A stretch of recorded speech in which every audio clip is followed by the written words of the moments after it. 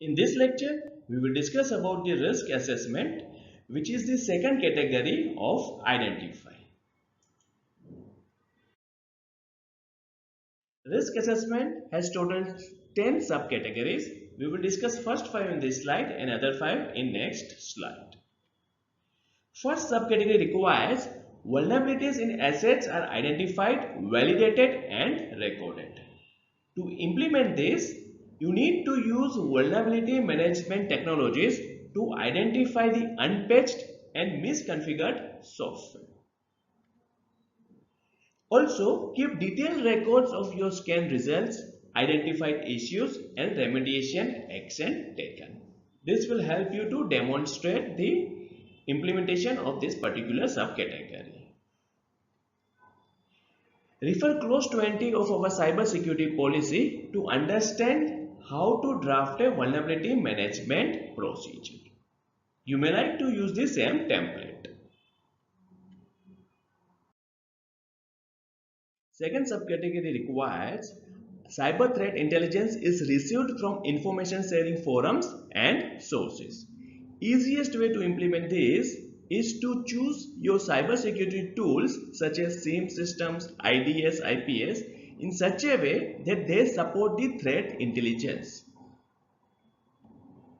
Also, you need to sign up for threat advisories from trusted third-party organizations such as cybersecurity firms or government agencies.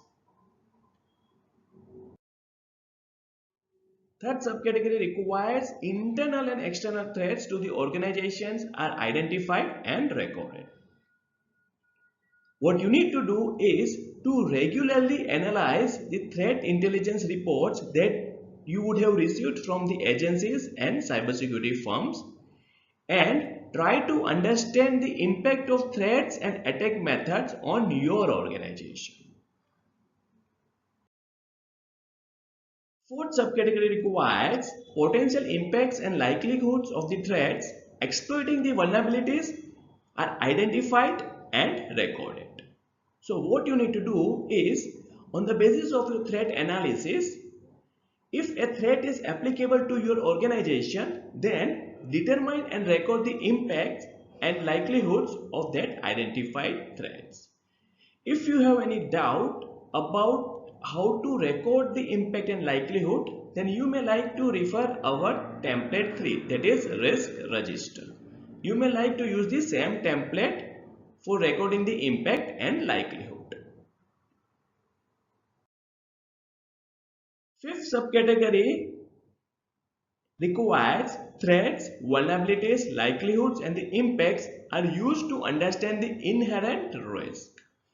Now, what you need to do is determine the inherent risk.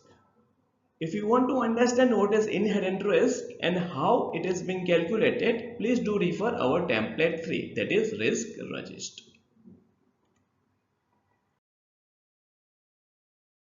Let us now discuss about the next 5 subcategory of risk assessment. Sixth subcategory requires that risk responses are appropriately planned, tracked and communicated. So what you need to do is to prepare the risk response for each identified risk. Refer template 3 to understand different kind of risk responses for common cybersecurity risk. You may like to use the same template and modify according to your organizational requirement. Seventh subcategory requires changes and exceptions are managed and assessed for risk impact. Now what you need to do is to define a process wherein any deviation to the risk assessment procedures are managed through a proper documented procedure. Eighth subcategory requires that processes for receiving, analyzing and responding to the vulnerability disclosures are established. So disclosures may be from your customer, maybe from your supplier, maybe through some big bounty programs, maybe from government agency or any other sources.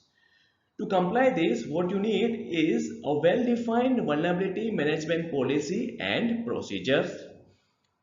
Also, assign clear roles to ensure that procedures are followed for handling cybersecurity threats, vulnerabilities, or any incident reported by your supplier, customer, partner, or government agency. You may like to refer our clause 20 of cybersecurity policy to understand how to develop and implement vulnerability management procedures. Ninth subcategory requires that authenticity and integrity of the hardware and software are assessed prior to use. So what you need to do is prepare a due diligence report before acquiring any new hardware or software. Let us now discuss about the 10th subcategory, which says that critical suppliers are assessed prior to acquisition. So you need to have a clear criteria for evaluating the suppliers, their risk, and focusing on cybersecurity and operational requirements. You may like to use our template 4 to understand how a supplier due diligence report looks like. You may like to use the same template and modify according to your organizational requirement.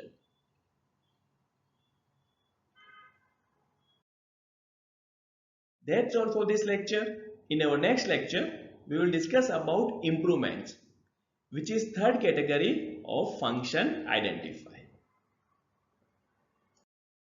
If you like this video and want to have complete access to our CSF 2.0 course, please do check the link available at the description.